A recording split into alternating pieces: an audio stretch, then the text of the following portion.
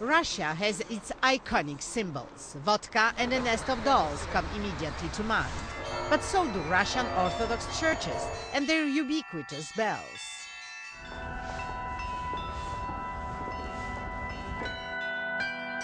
In fact, you can still make a living as a bell ringer here.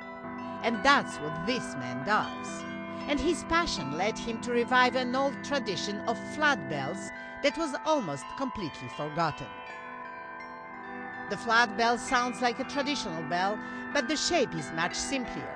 The brass plate is called bila, and several bilas are suspended on a wooden frame. The harmonic sound and complexity depend on how many bilas you have.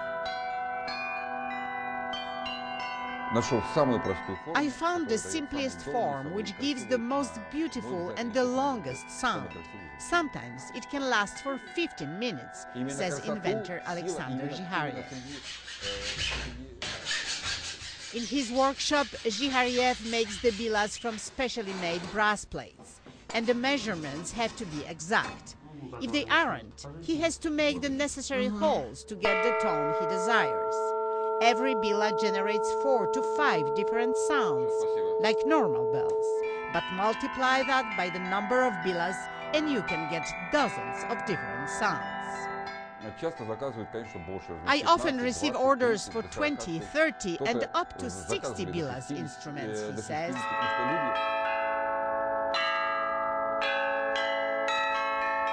And that desire to revive an old tradition is paying off.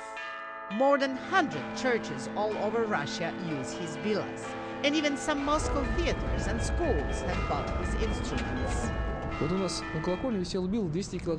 Our bell tower has a bila of 200 kilograms, says this bell ringer from one of Moscow monasteries. It sounds like a bell which weighs several tons. It's much cheaper than 3 tons of brass required for a bell.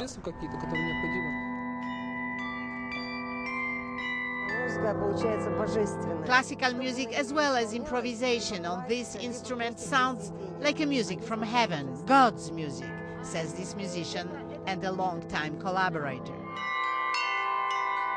Whether it is at this Christmas market or here on the former Tsar's estate, the audiences are delighted by what they hear. Sweet music straight from heaven.